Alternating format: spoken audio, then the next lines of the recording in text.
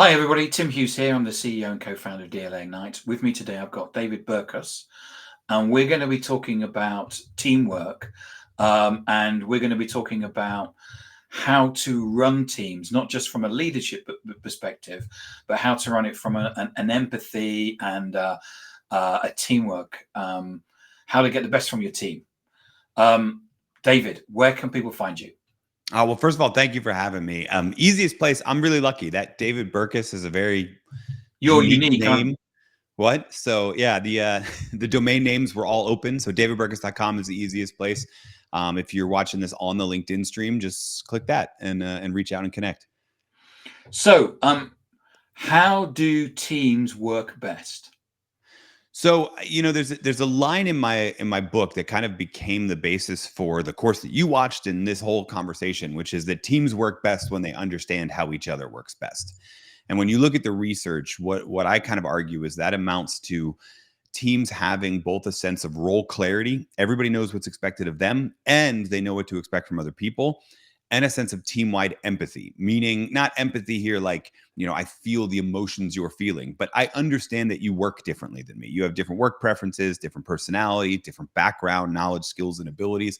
And because of that, I can anticipate your behavior and figure out the best way to collaborate with you based on what works for you, not just wanting everybody to work the way I work. Because it's important, I think, that you raised that I've interviewed before. It was one of the books that you've written, but this one was I did a LinkedIn course of yours, and there was a number of aha moments where you were saying certain things.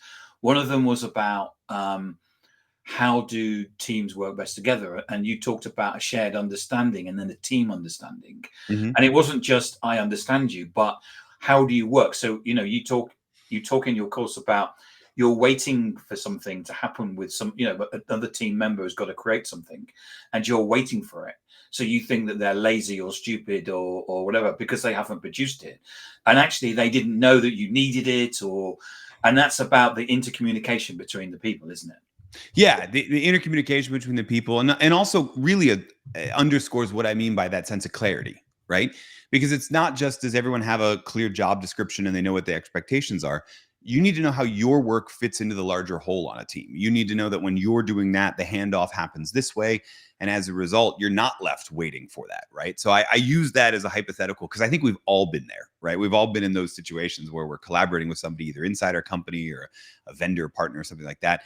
And then the whole thing breaks down. And the whole thing breaks down just because we didn't do a good enough job talking about the interdependencies between these different roles. Because I think that we've all been in jobs where it's been very clear where you do this and I do that.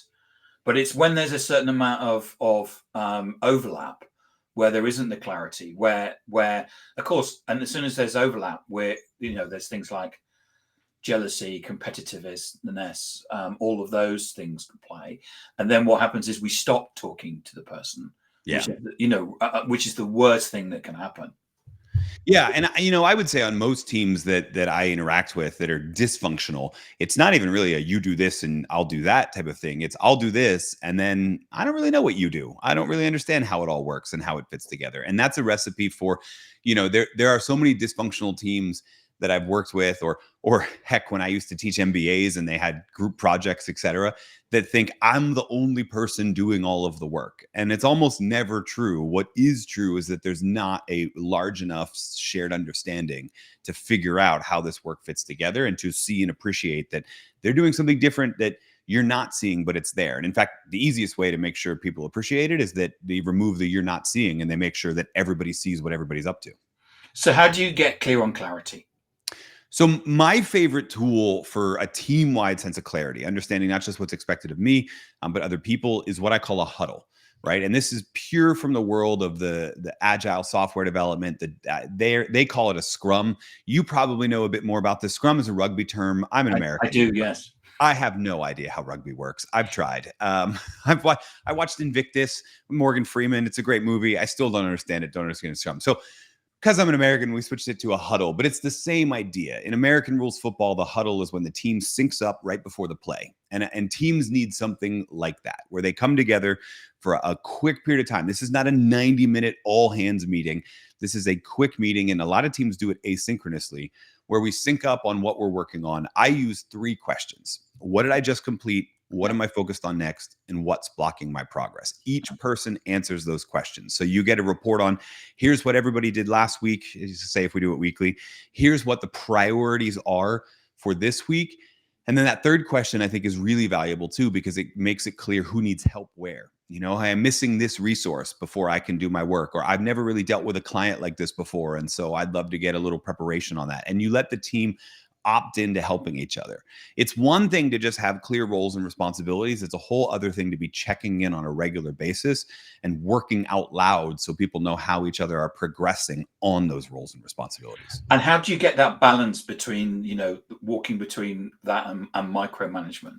So that's a great question. So this is not everybody reporting out to the manager, right? This is a team-wide meeting where people are reporting out to each other. So that's number one, right? It's not just, hey, I'm having all these one-on-ones and I'm demanding. This isn't like send me an email with 5 things at the end of the week with 5 most important things you did, right? This is not that. This is making sure the team has space to work out loud. The second thing that happens is you're not actually telling them how to do it. A lot of micromanagement that frustrates people frustrates them because it steals their autonomy, right? So the ability to decide how they work on whatever they've been assigned or where or when, what have you. We're not doing that here. We're just talking about the what, as in what are we achieving and what's our plan of action. You still get to make the plan. The role here is just to report on what that plan is so that everybody is in on it. So just to go through those again, what did I just complete? What am I focused on next? And what is blocking my progress? Yep.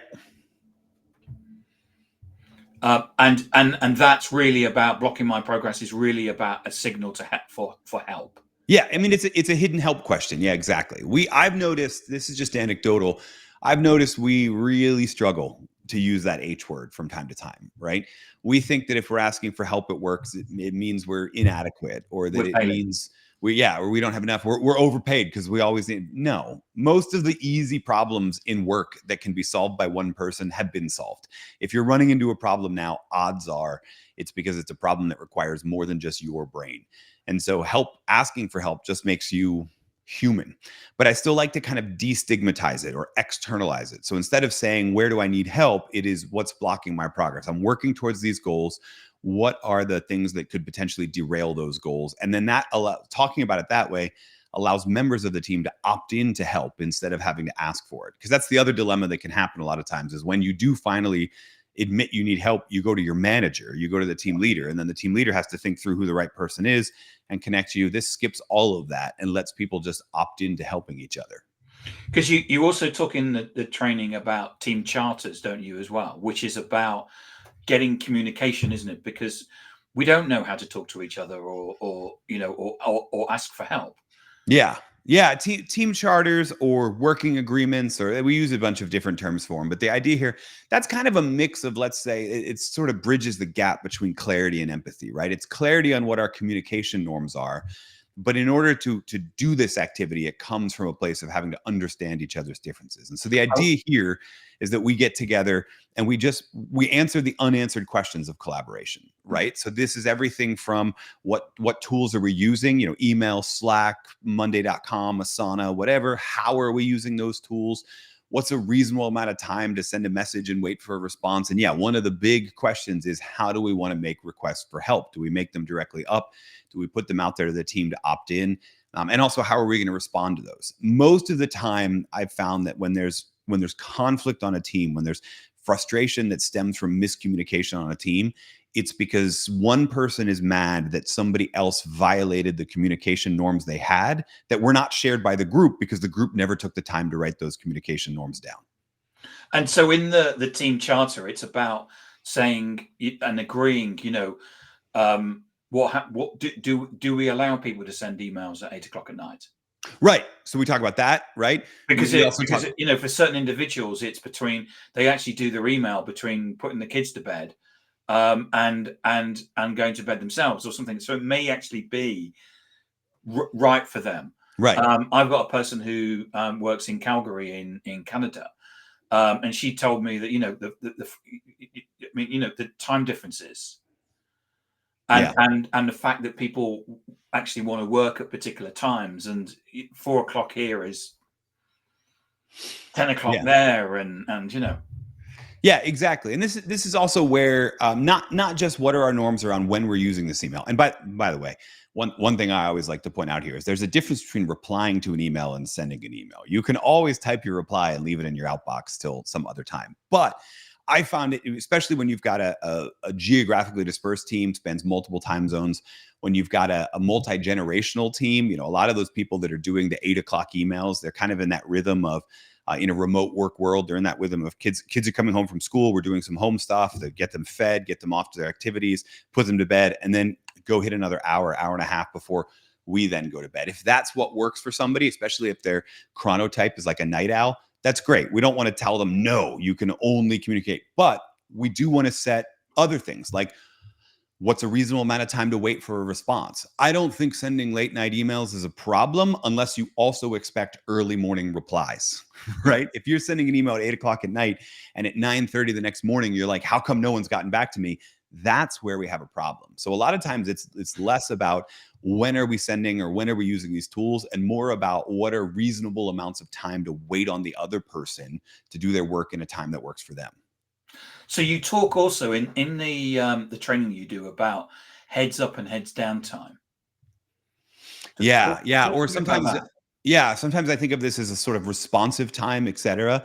I think a lot of us are using, a lot of teams that are especially dispersed and remote are using tools like Microsoft Teams or Slack or what have you that create these kind of, they have these different indicators. When am I online, offline? When am I busy? What's busy? We need to have a conversation about what busy means.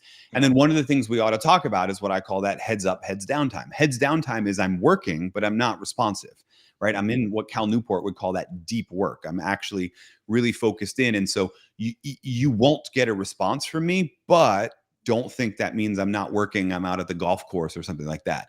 Whereas heads up time is sort of the interruptible time, the office hours. One of the things that I think a lot of leaders should do is something that I had forced upon me when I was an academic, but then I think it's a great idea, is that idea of having office hours. We might say, oh, we have an open door policy, but in a Yeah. hybrid work world, what good is an open door policy if nobody else is in the office? So it's more like, what's your heads up time where you're completely interruptible? Maybe you even have the Zoom or the Teams like video open and people could literally drop in. It can take a variety of forms, but we do need some clarity on that. I think the number one reason people are overburdened in a world of remote work. This should actually make work-life balance easier, except everyone feels like they have to constantly be in heads up time and nobody's in heads down time. And also nobody's in pure downtime where I'm off the clock anymore. Yeah, and I think management by wandering around kind of has fallen by the wayside, isn't it? Because we're all remote. Yeah, exactly. How do you grab a coffee and wander around the office when everyone's remote? And asking for those constant check-ins all of the time does sort of feel like, oh, now we're putting even more meetings on our calendar and now we're micromanaging even more. So I think having this kind of clear, when am I interruptible? When am I not? When am I as a manager approachable? And then creating an environment where people do want to come to those office hours can be hugely beneficial. So you talk about if then plans. Mm. Yeah. This is one of my favorite kind of clarity tools when we're laying out planning. A lot of us, we get the strategic plan from, on high from the senior leadership team. And sometimes the senior leadership team includes these if then plans. But as a team, one of the things that happens is we're trying to make sense of all of that. We're trying to develop a plan of action for us as a team and yet remain flexible. And where a lot of teams break down is when one person in their work realizes that they need to make a pivot and others don't. So as we're setting out those norms and building that clarity, doing the huddles, et cetera, it's worth setting up a few if then or what are sometimes called implementation intentions. In other words, let's talk about the situations that might trigger a pivot. And then let's already address how we're going to respond. So if we find out that in Q2 we have way less budget because senior leadership changed a few things, let's already agree on what the best plan of action is instead of waiting for that one representative from marketing to do a pivot but not tell anyone else. And now everybody's working. And by the way, this is something that I actually found not in the world of work, but actually in the world of like personal development and research on that. If then or implementation plans work really, really well in your own life too. If you're trying to steer away from a certain temptation, like maybe it's eating that extra cake or maybe it's smoking or what have you, I'm setting that if I'm in this situation, then I will respond in this positive way. Actually helps people stay committed to whatever their personal implementations are. So I think it's a hugely useful tool to work in a variety of forms. Because you talk about in the training that building empathy is key to understand the perspective of others. Not just Tim likes the coffee machine. From actually know what people want. Yeah. I think the idea here, the real goal is to have a team where I can predict Tim's behavior. Yeah. Right. I don't. It's not I can explain away the weird quirks of Tim. That's like a good level 1 empathy. Level 2s, 3s, etc., is where I understand Tim and his work preferences and his habits so well that I can predict his behavior, so it doesn't come as a surprise to me. And I don't think that just because he's doing something differently, he's doing it worse than I am. If that's like the number one thing I wish people could overcome on teams, is a realization that not everyone has to do work the same way you do. Yes, and I find I think we're all in a situation where we find that we often set the standards that we have up for work against everybody else, and everybody else isn't us. You talk about a manual of me. So explain to us what you mean by a manual. Yeah, this is my favorite. This is probably what I think of as the single best team building activity out there. I often get a lot of questions when we talk about empathy and understanding people's differences, and they'll say, "Oh, so should we do a personality test? Should we do Strengths Finder? Should we do something like that?" And I say, I always say you can if you want. You can pay the licensing fees and get it all. But the most useful thing you're going to get out of it is not a type. It's a conversation about differences. And you can have that conversation about differences without paying a bunch of money to any sort of company that claims to own the know-all, end-all, be-all personality type.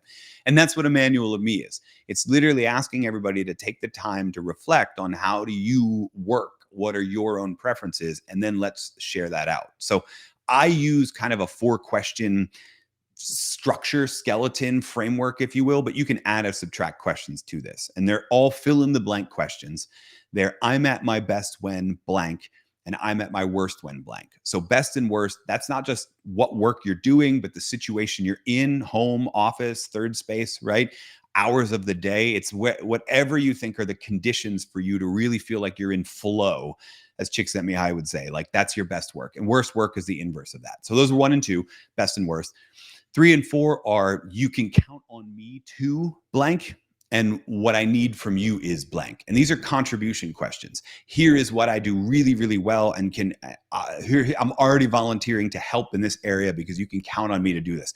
I'm amazing with Excel. I'm a great proofreader. I'm really good at coming up with a plan of action and a set of accountabilities, right? Maybe, whatever it is. And then where do I need help? Maybe I'm terrible with Excel and I don't understand formulas. Maybe I can't. This is me actually personally. I can't catch my own typos no matter how many times I try, right? I get emails from my first book that came out 10 years ago where people are like, did you know there's a typo on this page? And actually, to be fair, now I probably know them all. I just can't change them because the publisher won't. But that meant how many times did I read that book and not catch it? I'm at my worst when I'm doing that type of work. In other words, here's where I need help. So 4 questions, right? When am I at my best? When am I at my worst? When do I thrive giving other people help? And where do I tend to need help? And then you can add questions onto that, maybe share personal details, whatever else you think is relevant.